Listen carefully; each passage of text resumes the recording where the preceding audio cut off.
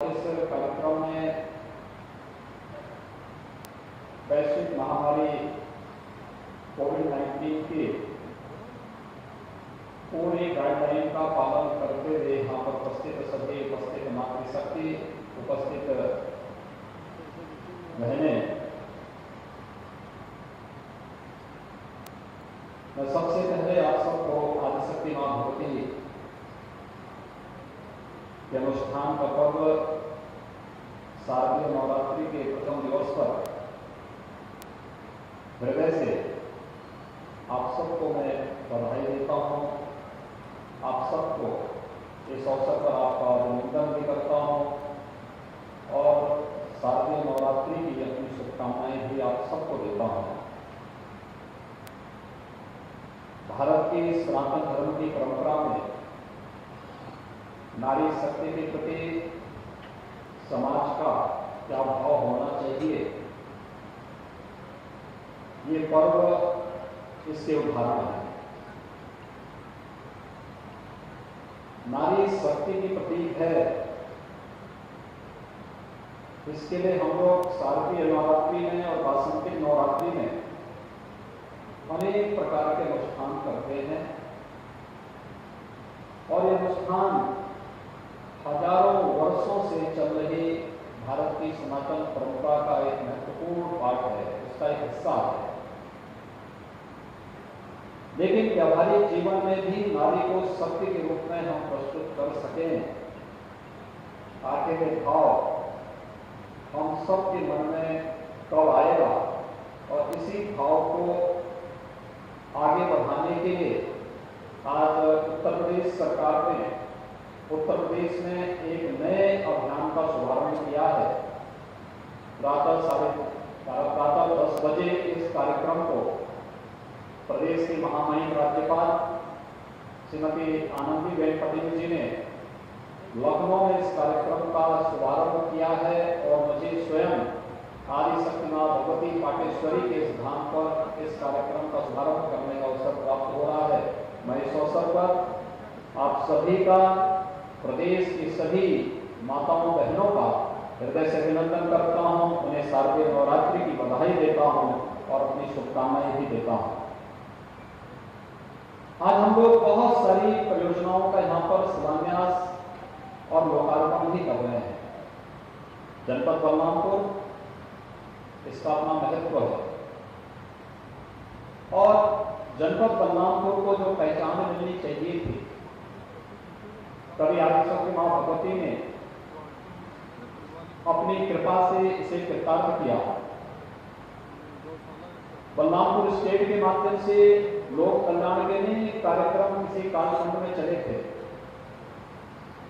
कभी इस जनपद को पूर्व प्रधानमंत्री श्री अटल बिहारी वाजपेयी जी ने और भारत रत्न श्री नानाजी देशमुख ने इस पूरे जनपद को अपनी कर्मभूमि के रूप में चयन करके यहाँ के उत्थान के लिए, यहाँ के विकास के लिए अपना योगदान दिया था। लेकिन उस सब के बावजूद बलरामपुर जनपद विकास के पायदान पर पीछे रह गया था। नीति आयोग आदरणीय प्रधानमंत्री जी के मार्गदर्शन में कार्य करते हुए देश के अंदर कुल 115 जनपदों का चयन करता है और उनमें जो आकांक्षात्मक जनपद होते हैं उनमें से बलरामपुर भी एक आ जाता है। तो स्वास्थ्य में, शिक्षा में, रोजगार में, कृषि के क्षेत्र में या अन्य वे 6 महत्वपूर्ण सेक्टर हैं जिन क्षेत्रों में देश के सामान्य जनपदों की विकास की दौड़ से जनपद पिछड़ गए हैं। इन्हें सामान्य जनपदों की श्रेणी में खड़ा करके विकास और समृद्धि के नए पायदान पर खड़ा करना, ये अपने आप में एक चुनौती और उस चुनौती को स्वीकार करते हुए आज ढेर सारी 500 करोड़ से ऊपर की परियोजनाओं का एक साथ लोकार्पण और शिलान्यास बलरामपुर जनपद के लिए हो रहा है। मैं इसके लिए भी बलरामपुर जनपद वासियों को हृदय से बधाई देता हूं, अपनी शुभकामनाएं देता हूं। कल ही हम लोगों ने बलरामपुर में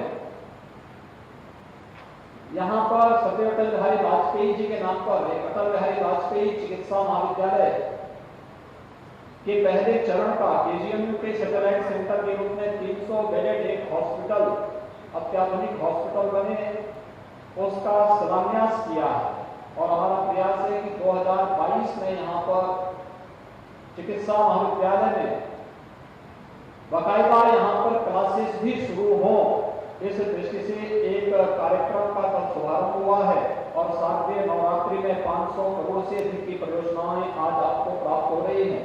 यह विकास की दौड़ में हम सब पिछड़ न पाए, इस बात को ध्यान में रख करके आज ये परियोजनाएं आप सबको प्रदान की जा रही हैं। लेकिन विकास के साथ साथ सुरक्षा भी आवश्यक है और सुरक्षा इस बात को लेकर के विगत दिनों एक दुखद घटना बलरामपुर जनपद में घटित हुई थी।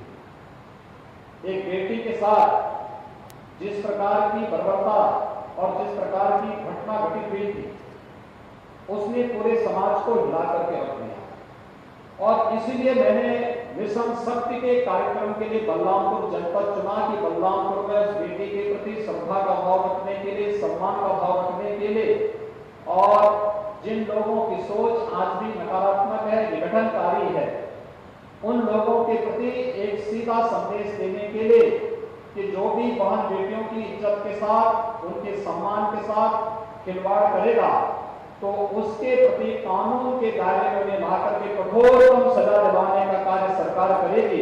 इसलिए मिशन शक्ति के इस कार्यक्रम को आदिशक्ति मां भगवती के इस पावन धाम से शुभारंभ करते हुए मुझे प्रसन्नता की अनुभूति हो रही है कि हम हर बेटी को, हर बहन को सुरक्षा की पूरी गारंटी दे सकें, उनके सम्मान की गारंटी दे सकें और उनके स्वावलंबन के लिए कुछ अलग से नए कार्यक्रम को आगे बढ़ा सकें। यह एक अभियान आज से हम लोग पूरे प्रदेश के अंदर एक साथ प्रारंभ कर रहे हैं। मैं कल उत्तर प्रदेश बेसिक शिक्षा परिषद के 31,227 हम लोगों ने नए शिक्षकों के भर्ती के कार्यक्रम को आगे बढ़ाया और इतने लोगों को हमने नियुक्ति पत्र दिए और मुझे बहुत सुखद अनुभूति हो रही थी कि मांग तो होती है कि महिलाओं को 33% आरक्षण मिलना चाहिए, लेकिन कल के जब मैंने रिजल्ट देखे तो मैंने देखा उसमें तो 33 क्या उससे भी ज्यादा प्रतिशत महिलाओं का है और उन्होंने अपनी मेहनत से, अपने परिश्रम से उन्होंने अपना स्थान बनाया है और सम्मानजनक स्थान प्राप्त करके उन्होंने शिक्षा की जो आधारशिला है बेसिक शिक्षा परिषद में बहुत अच्छी संख्या में बालिकाओं ने स्थान प्राप्त करके शिक्षक बनकर के समाज के निर्माण की नींव को और मजबूत करने के लिए वे अपना योगदान दे रही हैं। हमारे लिए सुखद अनुभूति का दिन कल का भी था और आज एक बार फिर से मैं आपके बीच में यहाँ पर उपस्थित हुआ हूँ आपसे इस बात को कहने के लिए कि आज जो कार्यक्रम हमारा प्रारंभ हुआ है ये शारदीय नवरात्रि के इन 9 दिनों तक तो चलेगा। इन 9 दिनों तक मिशन शक्ति का कार्यक्रम अलग अलग विभाग, पुलिस विभाग भी, शिक्षा विभाग भी, महिला और बाल विकास विभाग भी, साथ साथ जितने भी हमारे अपने विभाग हैं, चाहे वह ग्रामीण विकास है, पंचायती राज है, नगर विकास है, औद्योगिक विकास है, सूक्ष्म लघु मध्यम उद्यम विभाग है, कृषि विभाग है, उससे जुड़े हुए जितने भी विभाग उत्तर प्रदेश शासन के ये सभी विभाग इस कार्यक्रम को एक साथ अपने अपने क्षेत्र में इस कार्यक्रम को प्रारंभ करेंगे और वहां पर ये तीनों बातें, महिलाओं की सुरक्षा, उनका सम्मान और उनके स्वावलंबन के कार्यक्रम को एक साथ चलाते हुए व्यापक पैमाने पर पहले चरण में जागरूकता का कार्यक्रम कि महिला सुरक्षा, महिला सम्मान और महिला स्वावलंबन के लिए हर विभाग अपने अपने स्तर पर व्यवस्थित तरीके से पहले चरण में जागरूकता का कार्यक्रम, जागरूकता के कार्यक्रम के बाद जहां पे लगता है कि लापरवाही विभागीय स्तर पर हो रही है तो विभागीय स्तर पर जवाबदेही, अगर लगता है कि समाज के कुछ ऐसे लोग जो शांति और सौहार्द के दुश्मन हैं और समाज के कहीं न कहीं सबके समाज के मार्ग में बाधक हैं तो उस चरण में हम उन लोगों के काउंसलिंग की व्यवस्था करेंगे और तीसरे चरण में व्यापक पैमाने पर जब ऑपरेशन शक्ति का एक कार्यक्रम आगे चलेगा, ऐसे लोगों को चिन्हित करके उन्हें दंडित करवाना, कानून के दायरे में ला करके दंडित कराना और उस क्रम में फिर आगे चल करके सभ्य समाज के दुश्मन कौन लोग हैं, ऐसे लोगों की फिर तस्वीरें चौराहे पर लगा करके समाज को ऐसे लोगों का बहिष्कार करने के लिए भी एक व्यापक कार्यक्रम को हम लोग आगे बढ़ाने की दिशा में आज आपके बीच आए हैं। इस दौरान प्रदेश के अंदर 1535 थाने हैं। इन 1535 थानों में तहसीलों में भी लगभग 350 तहसील उत्तर प्रदेश में है।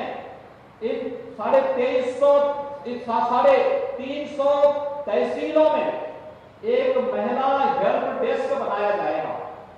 कोई भी बहन, कोई भी बेटी, कोई भी माता अगर थाने में आएगी तो थाने में उनके लिए अलग से कमरा होगा।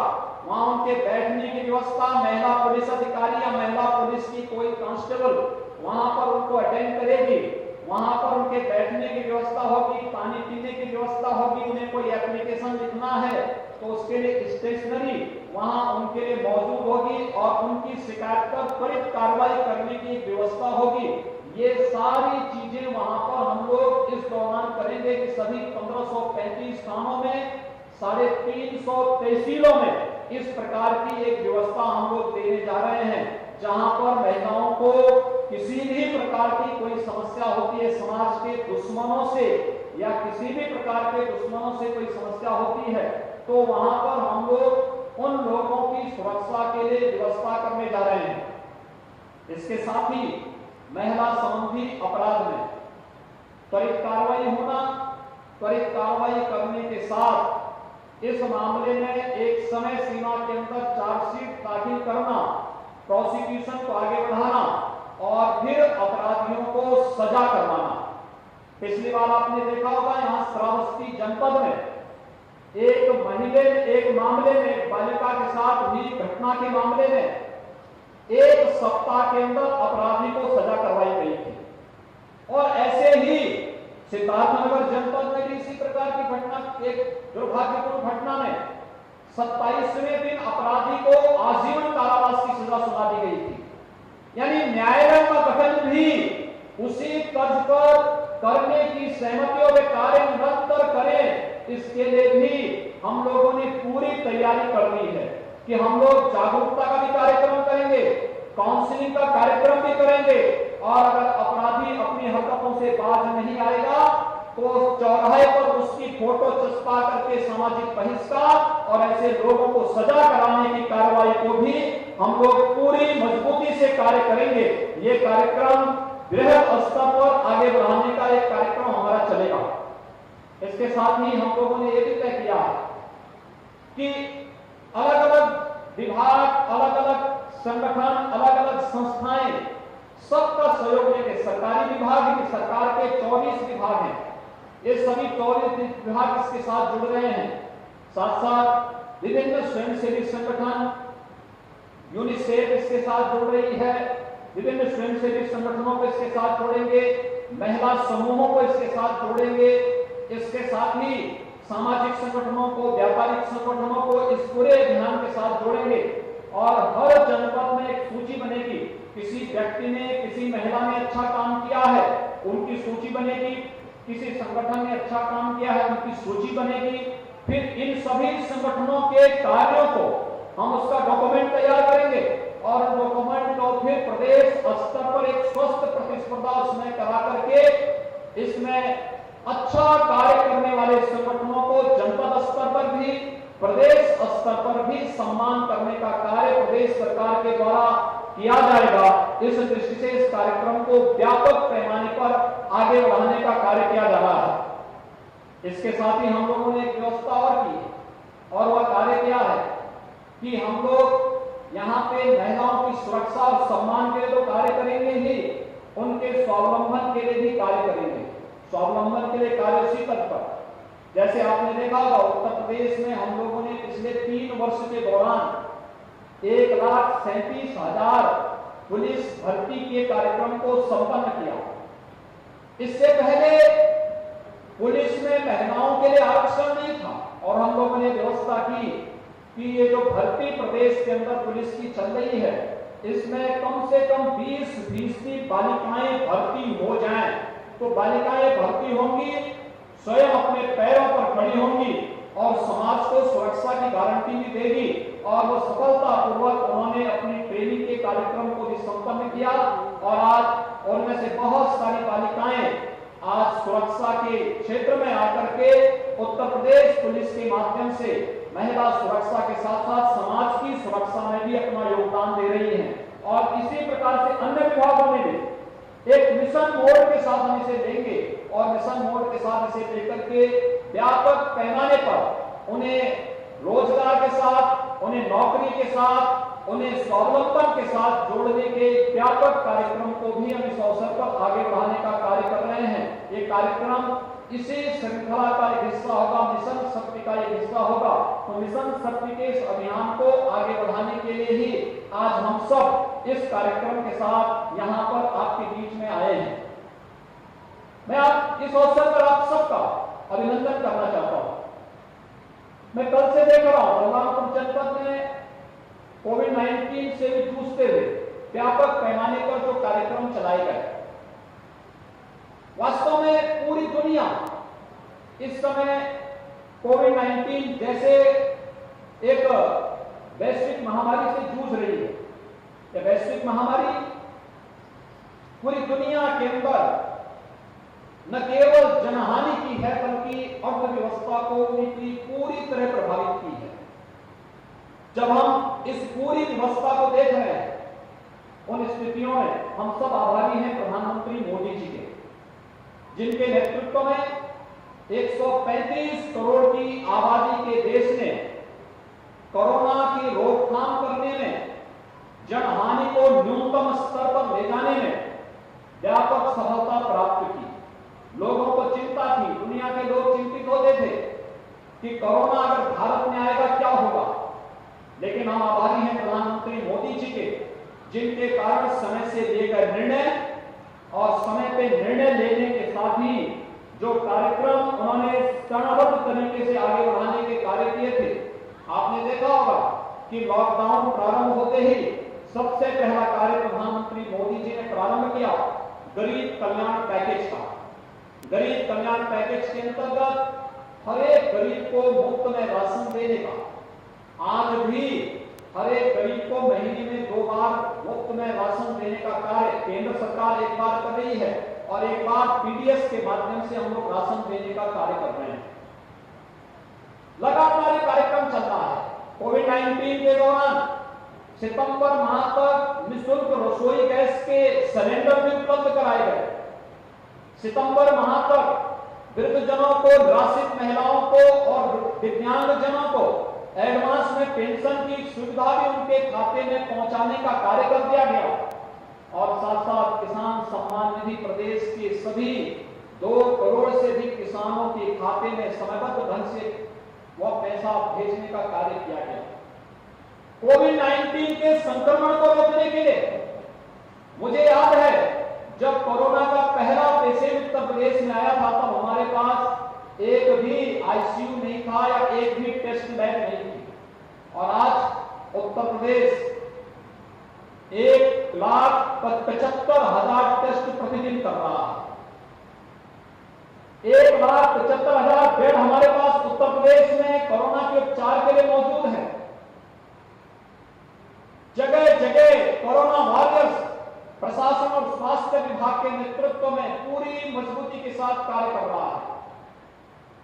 इतनी मजबूती के साथ कार्य करने के बाद अगर कोई भारत की सफलता पर उंगली उठा करके भारत के दुश्मनों के साथ खड़ा होता है, उन लोगों की स्वतः निष्ठा पर प्रश्न खड़ा होना स्वाभाविक है। आज मैं सुबह देख रहा था कांग्रेस के एक नेता, वे स्वनाम धन्य नेता है, उनका एक वक्तव्य मैं सुन रहा था। वे भारत के दुश्मन का नाम ले करके कह रहे थे कि कोरोना में उनका काम अच्छा है। यानी जिस देश में जांच भी न हो रही हो, जिस देश में उपचार की कोई व्यवस्था न हो, जिस देश में किसी भी प्रकार की सुविधा वहां के नागरिकों को न मिल रही हो, जहां पे हाहाकार मची हुई हो, उस देश की सराहना करके अपने देश के सफलतम आयोजन और सफलतम कार्यक्रम को अगर आप इस कोरोना कालखंड में भी न स्वीकार कर सकें तो ये समझ और बुद्धि का फेर है, ये समझ की सोच है। और देश के गरीबों की चिड़ इस बात की है कि गरीबों को मुफ्त में राशन क्यों दे दिया गया। उनकी चिंता इस बात की है कि वास्तव में इतना बड़ा कार्यक्रम हर एक सेक्टर के लिए मोदी जी ने कैसे चला दिया, गरीबों को कैसे राशन मिल गया, और भारत के महिमा मंडन को कम करके, भारत की महिमा को कम करके आंकने की जो इनकी दुष्प्रवृत्ति प्रारंभ हुई है, ये वास्तव में देश के खिलाफ एक साजिश है जो वैश्विक मंच पर भारत को अपमानित करती है।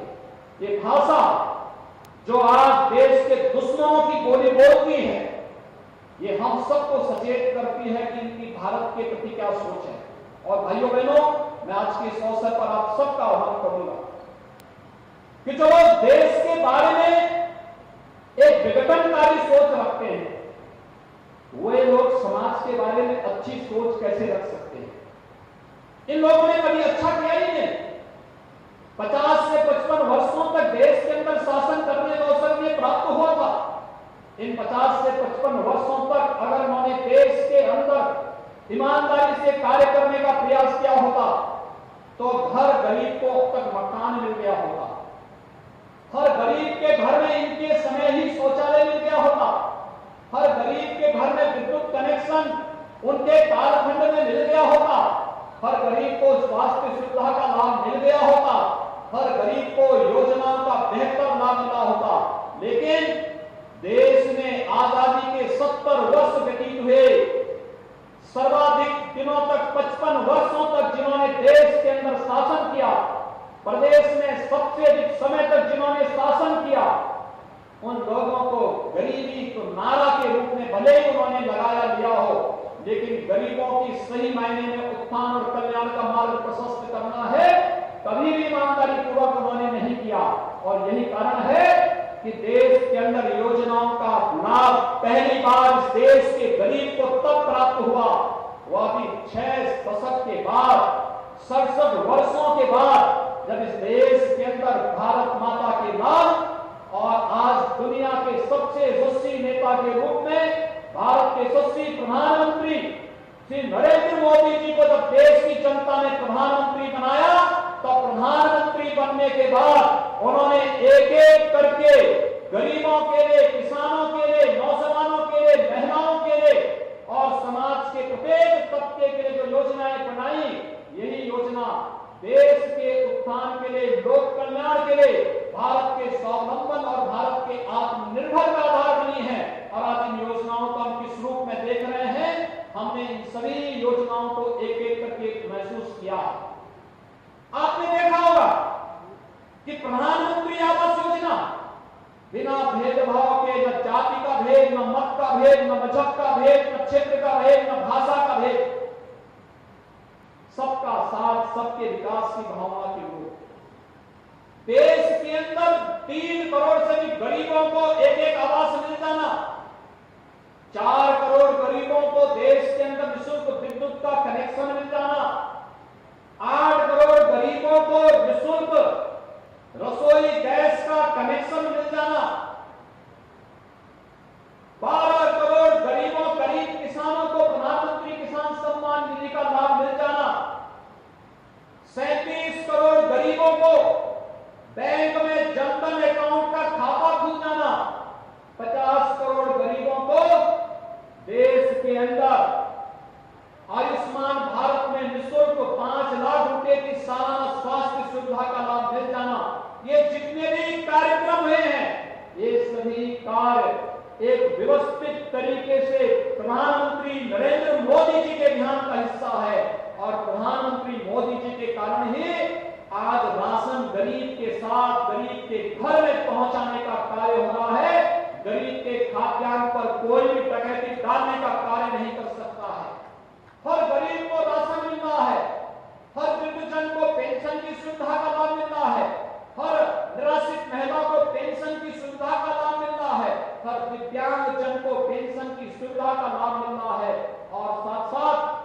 गरीब के घर में बिजली का लट्टू भी जलता हुआ दिखाई दे रहा है। ये है सरकार की योजना। आगे ये काम कांग्रेस ने, सपा ने, बसपा ने और अन्य दलों को, जिन्हें केंद्र और प्रदेश में शासन करने का अवसर मिला, ये लोग ये कार्य क्यों नहीं कर पाए? क्योंकि विकास उनकी सोच में नहीं था। विकास उनकी सोच में नहीं था। गरीब, किसान, नौजवान, महिलाएं उनके एजेंडे में कभी नहीं थे। उनके एजेंडे में जाति था, परिवार था, मत और मजहब के आधार पर विभाजन था, दंगा फसाद था, विभाजन था। कभी देश का विभाजन कराया और फिर समाज का विभाजन जातीयता के आधार पर करवा करके वे फिर दंगा करवाना चाहते हैं। आपने देखा होगा बलरामपुर जनपद में घटित दुर्भाग्यपूर्ण घटना में इन लोगों के पास कोई जवाब नहीं था। इन लोगों ने, प्रशासन ने त्वरित कार्रवाई की, दुष्कर्मी और हत्यारे को जेल के अंदर बंद किया और मामला फास्ट ट्रैक कोर्ट में भी जा रहा है और हम उसको सजा दिलवा करके रहेंगे और दुष्कर्मी के साथ के जितने भी दोषी होंगे कोई बचने नहीं पाएगा। इस सरकार ने पहले ऐलान कर रखा है कि प्रदेश में बहन और बेटियों की सुरक्षा और सम्मान में सेंध कोई नहीं लगाएगा। उसकी जगह कहां होनी है ये कानून तय करेगा और कानून के दायरे में लाकर के कड़ी से कड़ी सजा दिलाने का कार्य से लोगों को करेगी सरकार और इसके लिए पूरी तैयारी सरकार ने की है। लेकिन मैं पूछना चाहता हूं, सभी दलों से मैं पूछना चाहता हूं, सभी राजनीतिक दलों को जो जातीय विस्फोटन करके प्रदेश में जातीयता का जहर घोल करके फिर से विभाजन, विकास को महत्व देने वाली सरकार के सामने जातीय विभाजन की रेखा फिर से खींचना चाहती हैं। मैं उनसे पूछना चाहता हूं, जब उन्हें केंद्र और प्रदेश में शासन करने का अवसर प्राप्त हुआ था तब तो उन्होंने विकास क्यों नहीं किया? ग्रामीण क्षेत्र में 18 से 20 घंटे के लिए हमारी सरकार ने उपलब्ध करवाया है और गांवों की कनेक्टिविटी को भी बेहतर करने का कार्य किया है। 1947 से 2016 तक प्रदेश में कुल 12 गवर्नमेंट मेडिकल कॉलेज बन आए थे और भाइयों बहनों, कल जिस मेडिकल कॉलेज का शिलान्यास मैंने आपके जनपद में किया है, जब मैं इसको जोड़ूंगा तो प्रदेश में वर्तमान में पिछले 3 वर्ष के दौरान 30 नए गवर्नमेंट मेडिकल कॉलेज का निर्माण कार्य वर्तमान में सरकार कर रही है। आप सोचिए 70 वर्षों में मात्र 12 और 3 वर्ष में 30 मेडिकल कॉलेज प्रदेश के अंदर वर्तमान में बन रहे हैं। यह है सरकार की स्पीड, कार्य करने की स्पीड। और इसीलिए जो लोग ये विकास के कार्य जिन्हें अच्छे नहीं लगते, जिन्हें विकास अच्छा नहीं लगता, जिन्हें देश में गरीबों का उत्थान अच्छा नहीं लगता, जिसे नारी गरिमा और सम्मान की रक्षा का कार्य अच्छा नहीं लगता, वही लोग सरकार की नीतियों पर भी प्रश्न खड़ा कर रहे हैं। वही लोग देश की सुरक्षा के सामने स्वयं प्रश्न खड़ा करने का प्रयास कर रहे हैं और वही लोग जो भारत के आज दुनिया में प्रधानमंत्री मोदी जी के नेतृत्व में भारत की दमक को, भारत एक सुरक्षित भारत, एक भारत श्रेष्ठ भारत, एक सुरक्षित और समृद्ध भारत, जिन्हें अच्छा नहीं लग रहा है। दुनिया के अंदर भारत की गौरव और महिमा जब पूरी दुनिया गा रही हो, जिन्हें अच्छा नहीं लगता वही लोग आज पाकिस्तान का गुणगान भी करते हुए दिखाई दे रहे हैं। ये लोग देश के दुश्मनों की भाषा बोलने का कार्य कर रहे हैं। जो लोग जातीयता के आधार पर लड़ा रहे हैं, जाति, मत और मजहब के आधार पर दंगा फसाद करने का षड्यंत्र कर रहे हैं, इनके षड्यंत्रों को आपने देखा होगा कि कैसे अंतरराष्ट्रीय साजिश में आकर के देश में आबादी के लिहाज से सबसे बड़े प्रदेश में कैसे दंगा भड़काने की साजिश इनके द्वारा की गई और उन संगठनों के माध्यम से जिनकी गतिविधियां पहले से संदिग्ध थी, वे गतिविधियां किस रूप में आगे बढ़ाने का प्रयास हो रहा है। लेकिन आपको आश्वासन देने के लिए मैं आया हूं, प्रदेश की 24 करोड़ जनता को मैं आश्वासन देने के लिए आया हूं कि प्रदेश की सुरक्षा में सेंध लगाने वाले के लिए उत्तर प्रदेश की धरती में कोई जगह नहीं होगी। उत्तर प्रदेश में सुरक्षा के साथ कोई खिलवाड़ नहीं कर पाएगा और दंगा फसाद करने वाला कोई भी व्यक्ति हो, अगर प्रदेश में दंगा फसाद करने का प्रयास करेगा तो वह समझ ले उसकी जगह कहां होनी है। उसके खिलाफ जितनी सख्ती से भी कार्रवाई होनी होगी, सरकार उतनी सख्ती के साथ कार्य करेगी। इसके साथ ही मैं आप सबको आह्वान करना चाहूंगा, ये हमारी सामूहिक जिम्मेदारी बनती है। मिशन शक्ति का जो कार्यक्रम आगे बढ़ा है, ये मिशन शक्ति का कार्यक्रम समाज की सामूहिक जिम्मेदारी है। शासन प्रशासन आपके साथ आपके साथ कदम से कदम मिला करके चलेगा। हमें इसकी शुरुआत परिवार से करनी होगी। परिवार का एक एक व्यक्ति, एक एक सदस्य पहले अपने परिवार में हम माताओं के साथ, बहनों के साथ, बेटियों के साथ भेदभाव करना बंद करें। कोई भेदभाव नहीं होना चाहिए, बेटा हो या बेटी, कोई भेदभाव इसमें न हो। कन्या भ्रूण हत्या करने वाले लोगों पर की निंदा होनी चाहिए, उनकी सार्वजनिक रूप से उनकी निंदा करनी चाहिए। और इस प्रकार के लोगों को कि बेटा हो या बेटी, इसमें किसी प्रकार का भेदभाव समाज को नहीं करना होगा।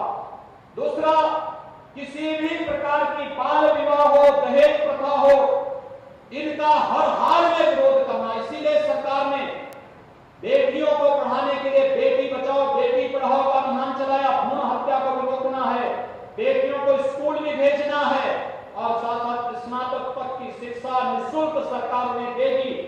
स्कॉलरशिप की व्यवस्था उनके लिए कर रही है। ये सारे कार्यक्रम तो आगे चल ही रहे हैं। हम लोगों ने कन्या सुमंगला योजना भी प्रदेश के अंदर लागू की। कन्या सुमंगला योजना, बेटी के जन्म लेने के साथ हम एक निश्चित राशि बेटी के खाते में जमा कर दे रहे हैं। बेटी 1 वर्ष की होगी, सभी प्रकार के टीकों से आच्छादन करने के बाद सर्टिफिकेट लेकर के जाइए और बेटी के खाते में फिर से पैसा जमा करवा दीजिए। पैसा सरकार जमा कराएगी। बेटी 5 वर्ष की होगी, पहली क्लास में जाएगी, जैसे विद्यालय में एडमिशन होगा बेटी के खाते में फिर पैसा जमा हो जाएगा। बेटी 6ठी क्लास में जाएगी, बेटी के खाते में फिर रजिस्ट्रेशन के साथ ही पैसा जमा हो जाएगा। बेटी 9वीं क्लास में जाएगी, बेटी के खाते में फिर पैसा जमा हो जाएगा।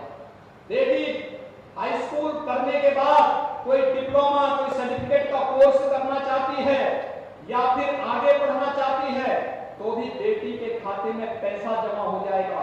यानी जन्म से लेकर के स्नातक तक का या कोई डिप्लोमा, कोई सर्टिफिकेट कोर्स करने तक 15,000 रुपए की राशि सरकार बेटी के खाते में जमा करेगी। एक कन्या सुमंगला योजना हम लोगों ने प्रदेश के अंदर लागू किया और बेटी विवाह के योग्य होगी, बिना दहेज के शादी करेंगे। कन्यादान सरकार आपके साथ मिलकर करेगी। सामूहिक विवाह की योजना इसलिए सरकार लेकर के आई है आपके लिए। बृहद पैमाने पर कार्यक्रम करिए, बजट की कोई कमी नहीं आने दी जाएगी, ये सरकार आपको आश्वासन देने के लिए आई है।